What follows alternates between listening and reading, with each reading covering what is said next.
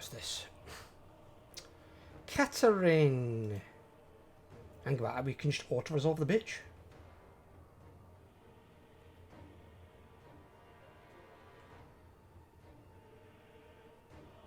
Get fucked, Catherine. I don't need to keep them. The ranks on that poem, they can get miles higher ranks than me. If I can auto-resolve her, get fucked. Why would you attack that again? Idiot. My hero survived with pubic hair health. Hiya guys, Spect here. Welcome back to some more Total Warhammer 3. After a rocky one in the last start, trying to get past this bleeding Bretonian Strait area here, which, I'll be honest with you, every time I've tried to do this with either Wulfrik, Throg, or even if I've tried it with like Archeon or Sigvald, it's always a problem. Always a problem getting down here, even if you're not at war with the elves like I'm not right now. Just the Bretonians alone can be that fucking annoying, and they can move that goddamn far. Super annoying to get past them to get down this death street. It really is.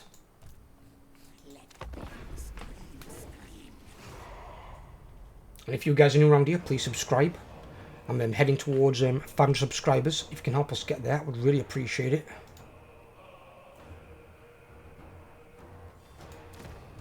I'm not fighting that.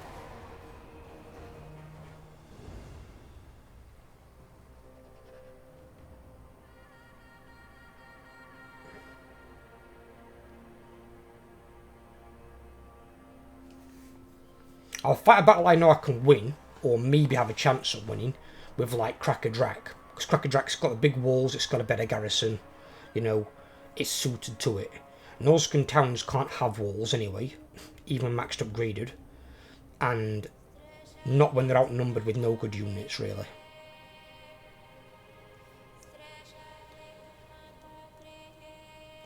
The music's good.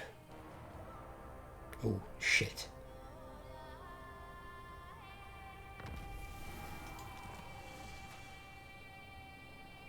Fucking hell.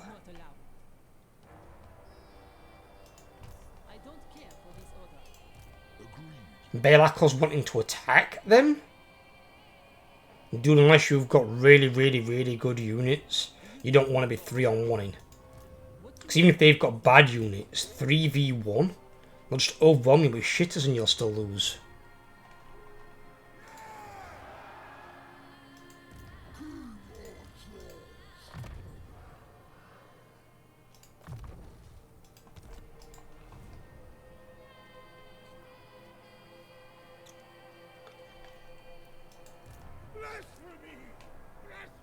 Oh, I didn't take that.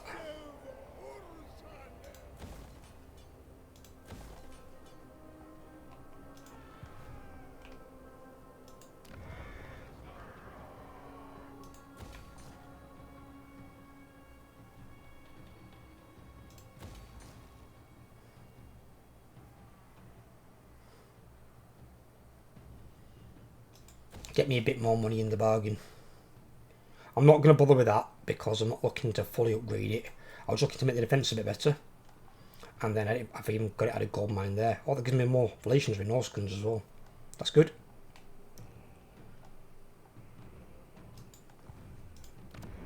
Just makes it so if they come to attack me again, my defences are going to be even better. Because now I've got 2 Marauder champions and the 3 Chaos Warriors that are in there. I wonder if that's his max 1. I think you can probably get a better one than that, can't you?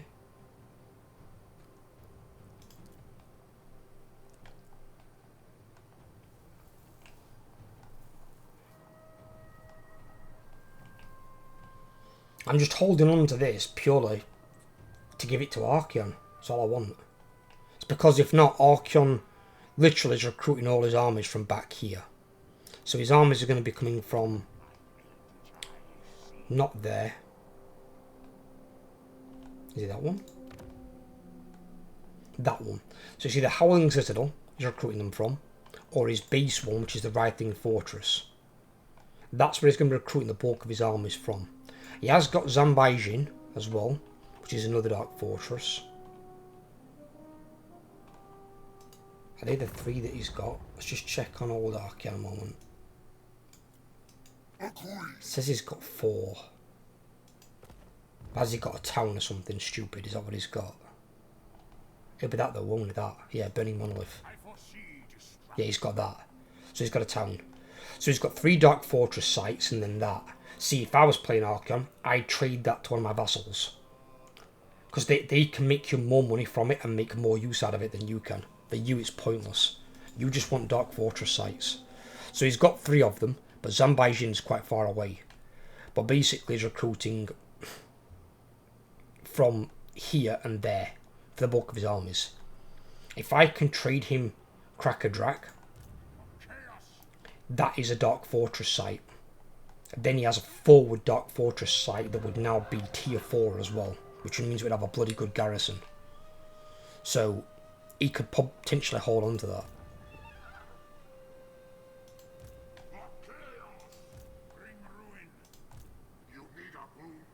Yes, yes, yes, yes, yes. If he takes that, awesome. And then Kislev are going to have trouble ousting him. They've not killed Azazel yet, which I'm surprised at. Normally Azazel's dead by now, like well before now. Because they take this, which is why I gave Azazel that. Because again, he'll make more use out of it. For me, that'd be a recruiting station like the other 2 are, but there's no port, it's inland. So I can't really make much money from it.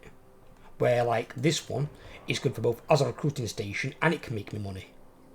Where like Doomkeep and this one can't. They're just recruiting stations. You do need them obviously as well, some of them, you know. So you've got some more territory in case you lose some, so you don't start taking your global attrition.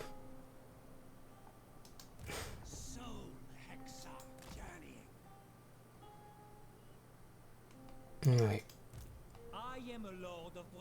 So there is a Bretonnian army in our way.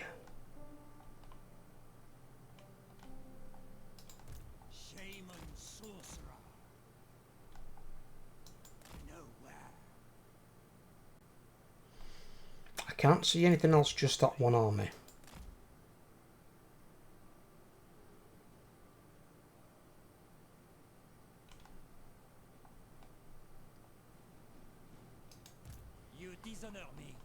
What we got?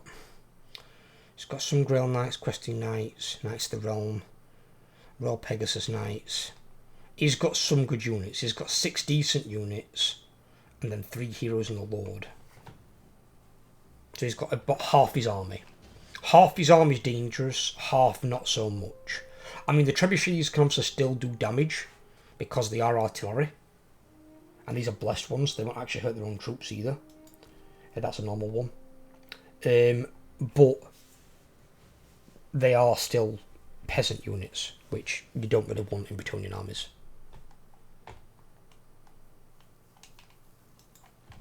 Bretonnians are all about those armoured knights, that's what you want.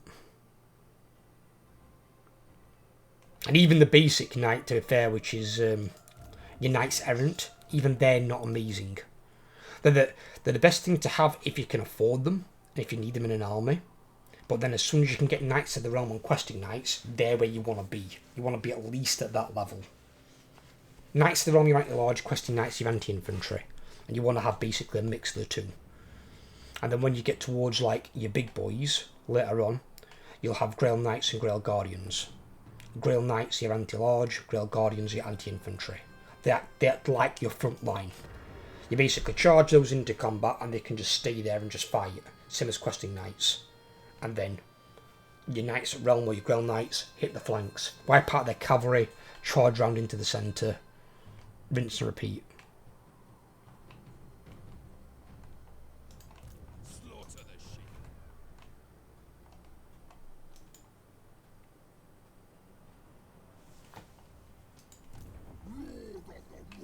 Even with my army that I've got,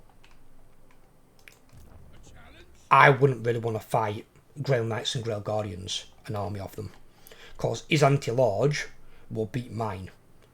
Grail Knights are better than Skin Wolves, armoured Skin Wolves even, should I say. And his Grail Guardians, while they probably won't do as much damage as my Murder Champions will do to them, they've got better stats, so they'll hold the line longer. these will take ages to fucking break them. And then by the time they've broken through my flanking units, they're into the back of these and the fight's over.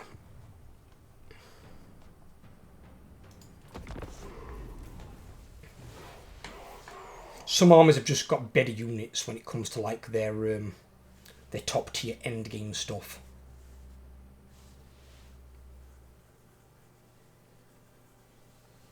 And that's where some armies need to bring in more than one army. Sometimes you need 2 armies against 1 or 3 armies against 1 in some cases.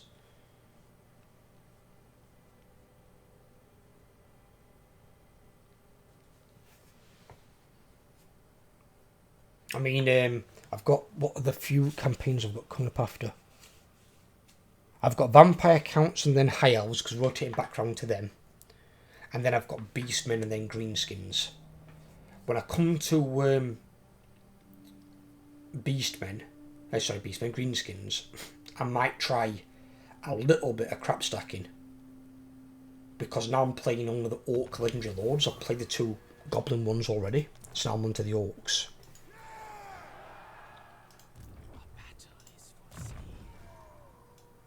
So we'll see if I can do one, I won't say a shit army, but like a mix. It'd be like half good, half bad. It'd be a mix of the 2.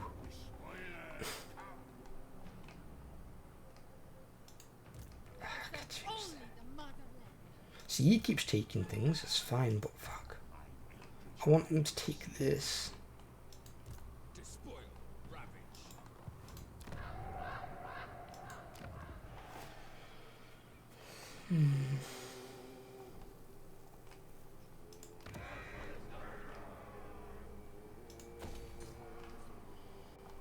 He wants to take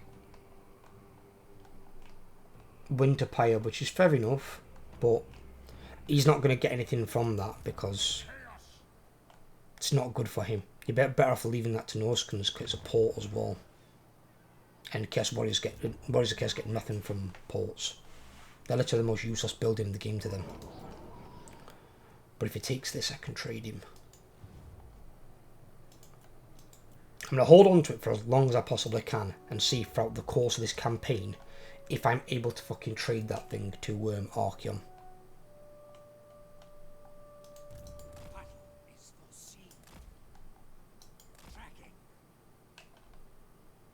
Where's he fucked off to then?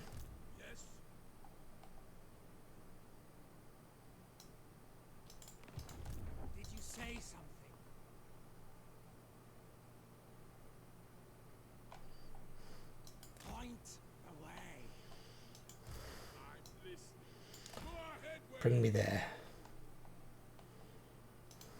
Magic in purest form. I managed to make it through the Elven side of things at least anyway. So at least you aren't going to worry about any sea-based attrition, which is really good. Because like with Throg, you're immune to all of it anyway. And with I think the bulk of these, is it? Where is it? There. You get immune to high seas attrition from that one. So it's like a third upgrade along. You won't be on the seas that quickly anyway, to be honest, unless you want to take like a shitty army and try and do it. But once you've got that, pretty much you haven't got to worry anymore about things like that.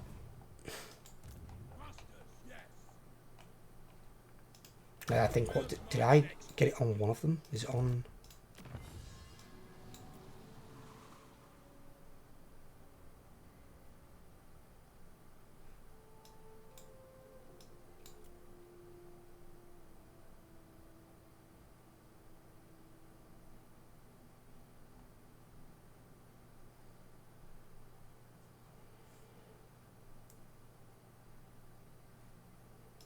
It's not there.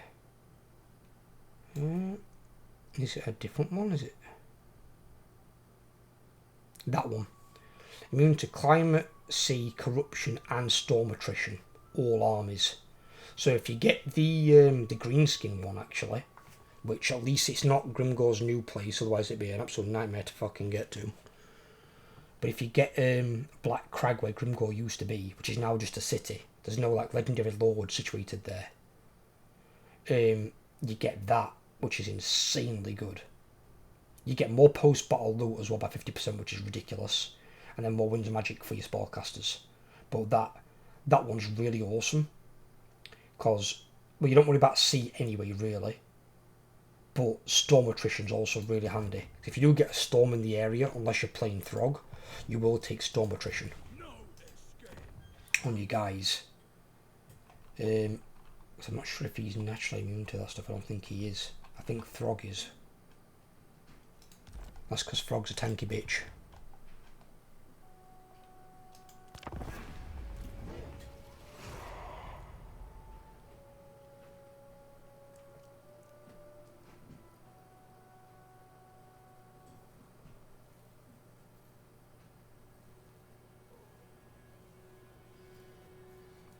Moving him down there, so if any attacks are going to come from like Bretonia, the Empire, or the High Elves, they're probably going to come from that direction.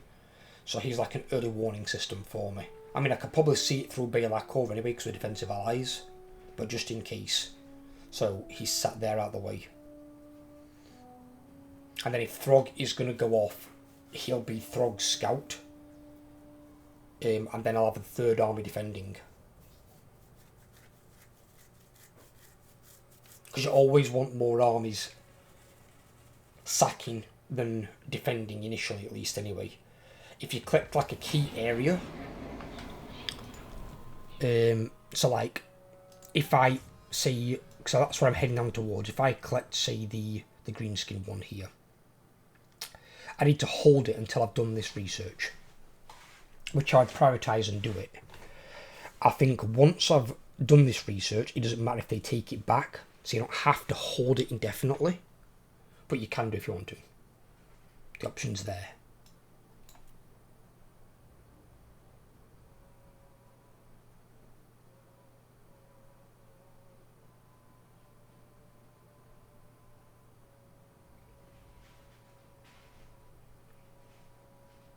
You just get those ones, okay.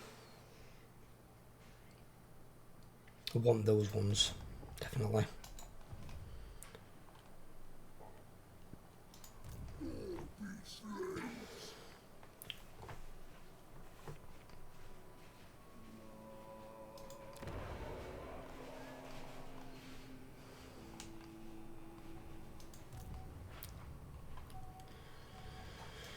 Of course she's gone and sat in it. God damn it. Or actually, I might get a third unit number of champions and that's completed. At least we get the extra leadership and melee defense as well. That'll be good. That's part of one of the benefits of the garrisons as well. One of the big benefits people overlook is this. Because it does apply to the garrison. It doesn't just apply to armies in the region, it applies to your garrison. So when the battle activates, whatever their melee defense is, and their leadership is, they're going to get 6 more. So they're going to be at 86, and they're going to be at 63 melee defense. They're going to be at 81 leadership, and they're going to get 42 melee defense. It might not apply to those, I'm not sure actually, because they're outpost. It should, but it might not. But it'll bump up all units. 10 melee defense is a hell of a lot.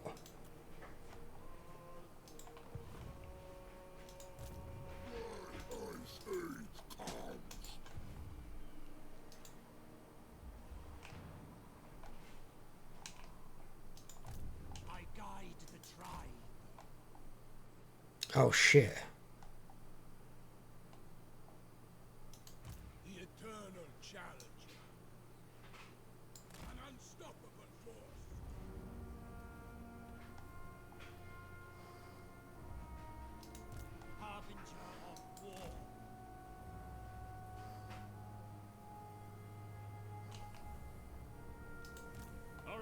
The Empire's here. Okay.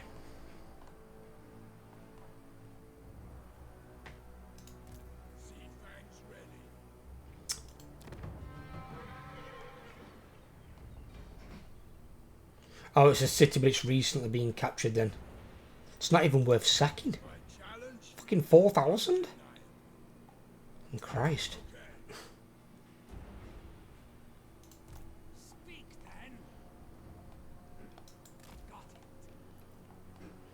And your armies can probably outmove your heroes. You just want to make sure that they don't. It might seem logical to move full distance, but it isn't. It really, really isn't. Your scout at the end of the day can't be attacked. And you want to make sure you're not walking into 2, 3, 4 armies and getting your ass kicked. Because then it's all the way back to where you started. And you're recruiting all your stuff again, which will take ages. And you just basically set your campaign back.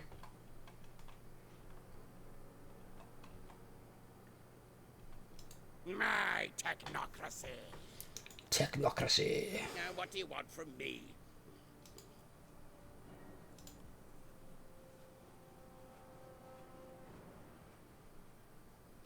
Yes.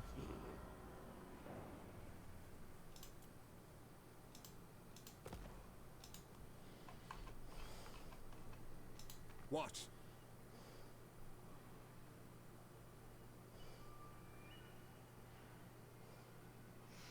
I'm just not at war with Gelt yet, is it? Okay.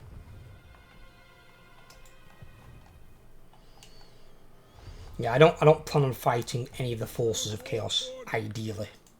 I don't see the point. Although the Skevens don't technically worship our god, they worship the Vermin Lord, but they are still created by Warpstone, they're created by the raw crystallized chaos.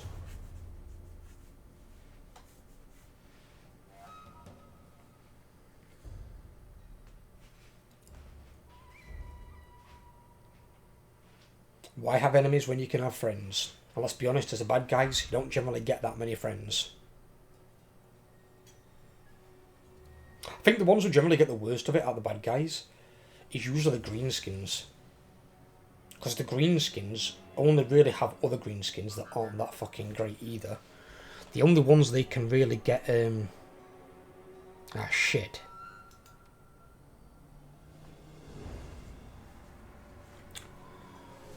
The only ones that, Let's talk terms.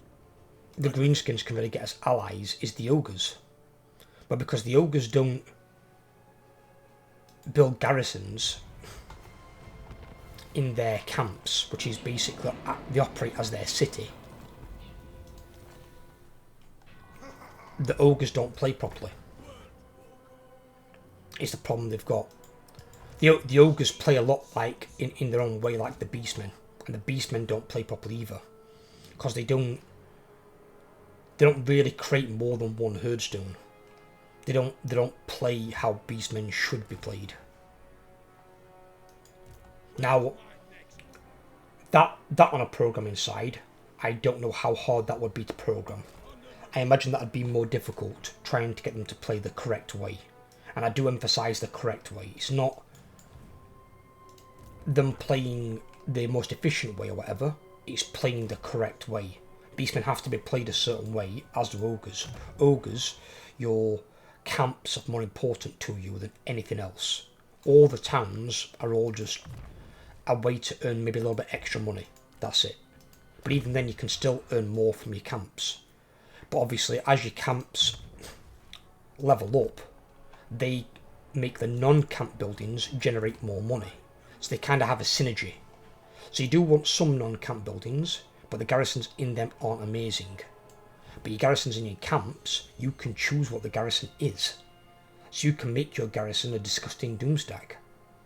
You can make it completely badass.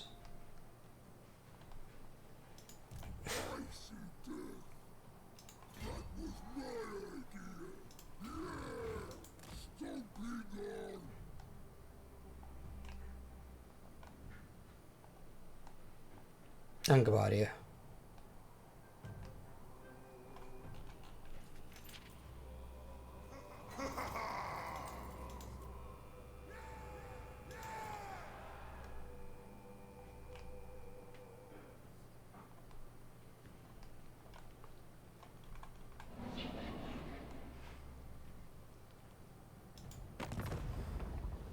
Dominate. Oh no! He has. Ah, Alex. Unless he can take that. Oh, he probably can, because his army's better than that what they've got, but they're taking global attrition. Fucking beastmen.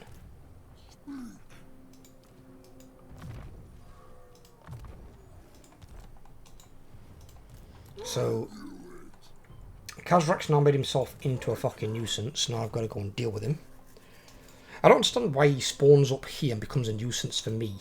Another worshipper of the Chaos Gods. Don't spawn near the player. Go and spawn near your enemies. Go and spawn the Drakwold where you live.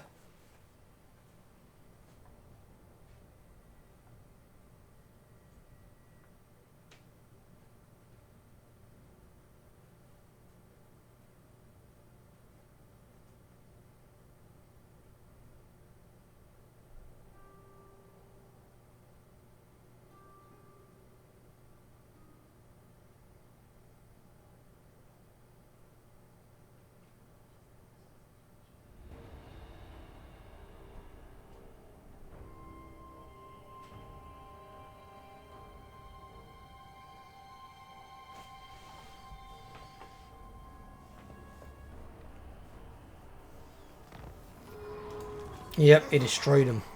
Motherfucker.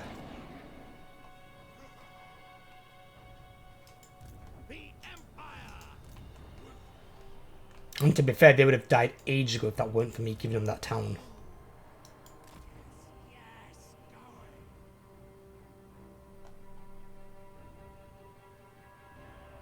Oh. And see, this is why you scout out ahead. 14 stack and a 20 stack Empire army. Now we're not at war with them as of yet, but still. Probably not going to be long from now.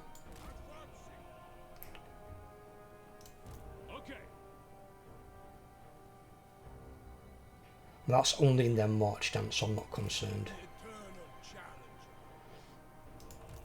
I need to go this way because the first city that I'm after. Because what I want to try and do is, I want to try something, which is really, really weird. So like Tilly is the one that I'm going for. I'm going to do this one first, then I'm going to do the Tilly research before I go into these ones. If I do that one, I need to control Maragliano. Research rate is increased, which always helps. Global recruitment if we need it, but upkeep minus 15% is insanely good. Makes all units 15% cheaper across all your armies. If I occupy it to unlock the research when the research is done, I wonder if I can lose the city but keep the unlock. If I can, I could trade it to the Skaven. So I don't need to keep it. I don't care about having it. I just want the research.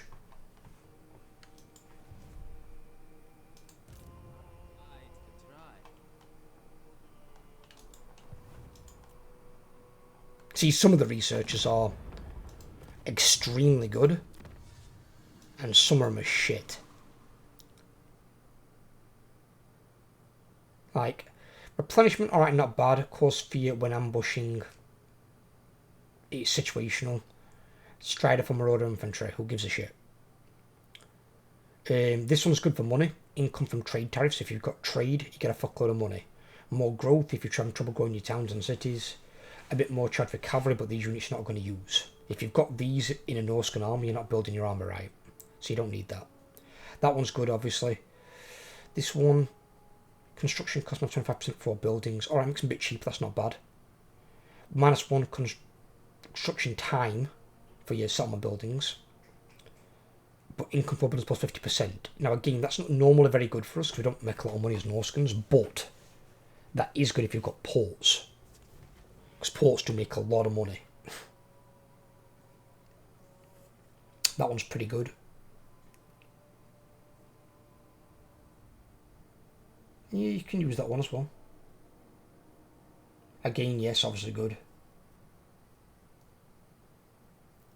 And I see it depends on how these ones apply.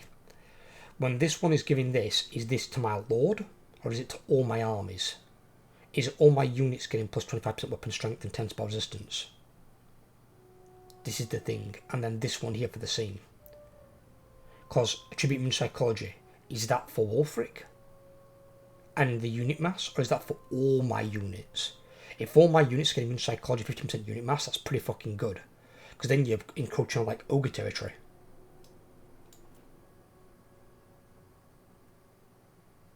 That one's not great, in all honesty.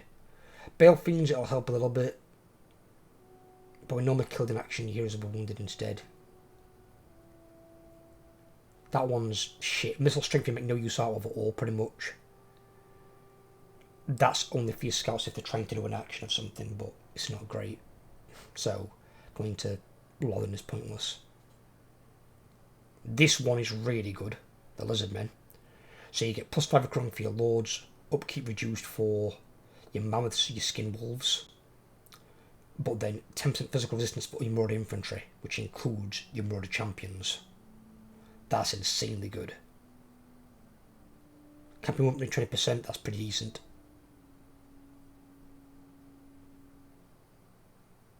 Yeah, it's not bad, situational, depending on where you're going. Post-battle loot, more money, worth having. And again, it's here like, weapon strength 15%. Is that just your lord? Or is that all of your units?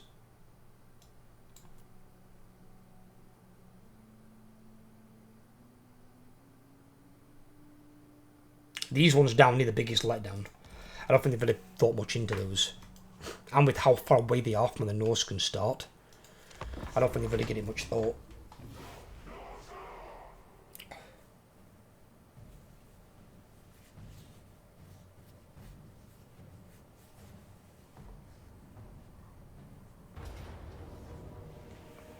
What's this? Catherine! Hang about, we can just auto-resolve the bitch.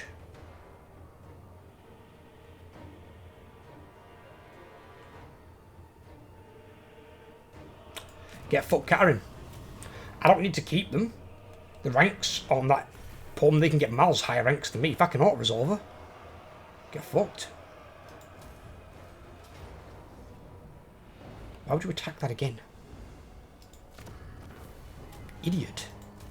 My hero survived with pubic hair health.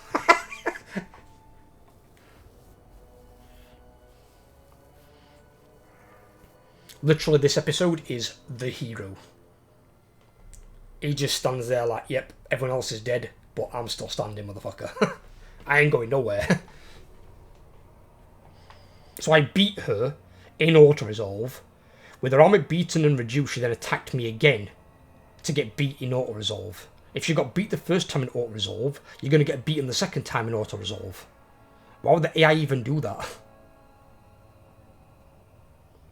The only problem with that now is if there's an army nearby of hers that can follow up attack while my garrison's recovering.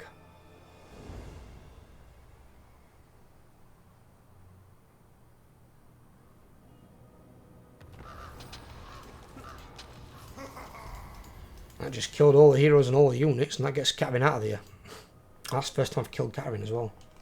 How weird is that? Archeon's back. Yes, yes. Right, Archeon, please.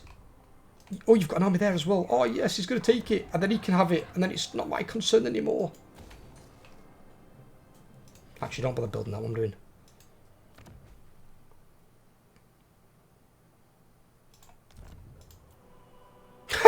So, literally, because my units got wiped out the turn after, all my units are back at full health. This is what normally happens to me. So, all my units are back at full health, just obviously they've lost their ranks. And the only thing that's injured is the surviving hero, who'll probably be healed in like 2 turns. And now Catherine's army's dead, that's 1 less Kislev army in the area. She's got 2 down here that are quite far away. So they're going to take a while to get back. 1 there. That one's only a quarter army, mostly dead. There's that one near Prague, but it's not directly up here. So only one's up here really is Kostaltin's army, which is a 15 stack.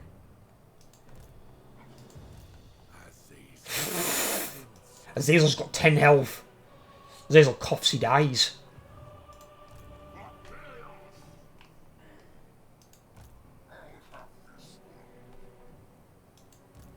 If he takes that... Oh god, I've got to find out, please. Please take it. Do the thing.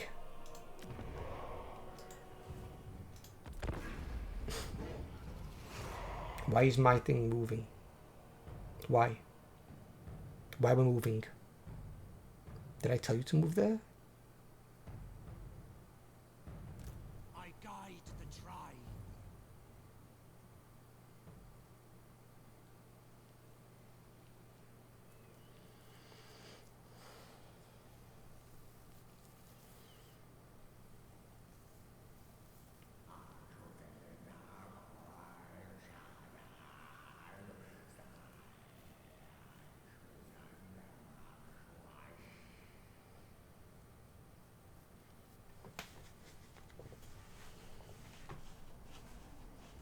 If Archeon's done the thing, I'll be so happy. Because that means he's going to start spamming armies out from that location, which means he's going to apply like 10 times more pressure to Katerin and Kislev. And then once he's like basically got Kislev down and beat, he can then move into the north of the Empire and start pushing that way. Let's board Seafang and find... Not yet. I will be declaring war on the Empire soon. I'll have to. It'll be unavoidable, but not yet.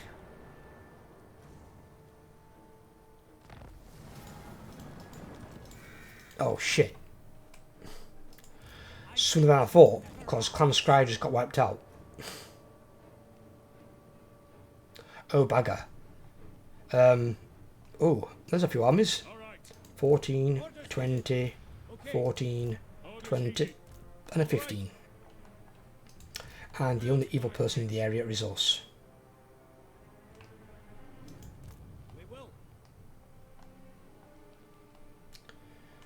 So if I do want to take Maragliano, I will have to be at war with the Empire.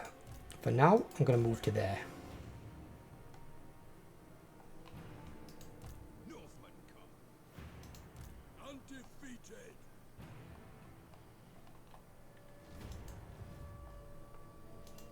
Right, has Archeon done the thing? I just need to know. I have to know. Fucking move. But you didn't.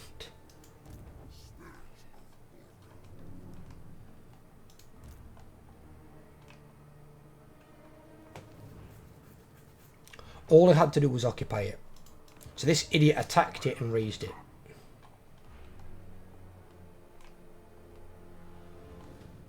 Marvellous.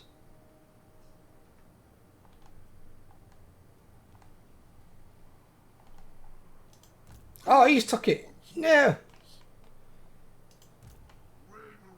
Where'd the fucking Beastman go to?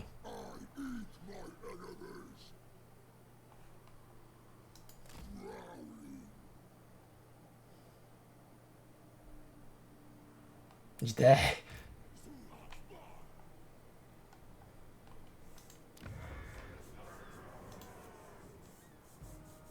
I think I'll be okay. I don't think I'll be taking that. Well, not considering that garrison down there just auto-resolve Katerin. I don't think I've ever seen a Norscan garrison before auto-resolve Kislevs.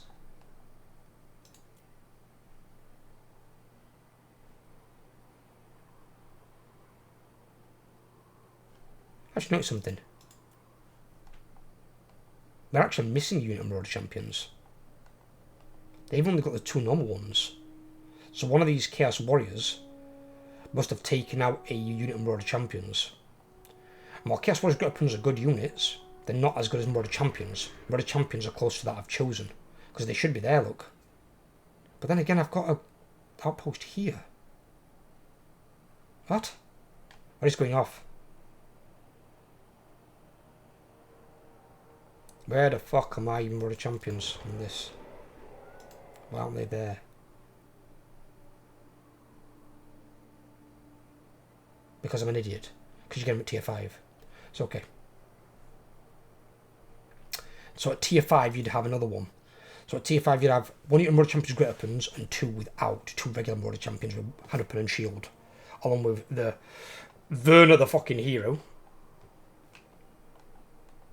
In fact, what we'll do is we'll do it in his honour.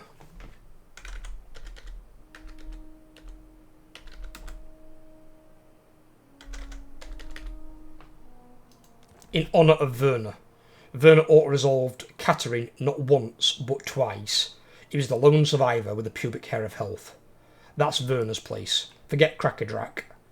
It's no longer the dwarves, it's ours. We get to rename it. It's Verner's fort. But I'm going to trade Verner's fort to Archeon, but at least it's named in his honour beforehand. Verner earned it. He auto-resolved the bitch. We can't stand her. Right, I'm going to leave this part here. I hope you guys have enjoyed. If you have, leave a like. If you're not here, please subscribe. The playlist link will be top of the description. And I'll catch you all in the next part, and we'll see what happens with Archeon. Will it continue? Will he take a town in the area near Verner's fort? We shall see. Catch you later, guys.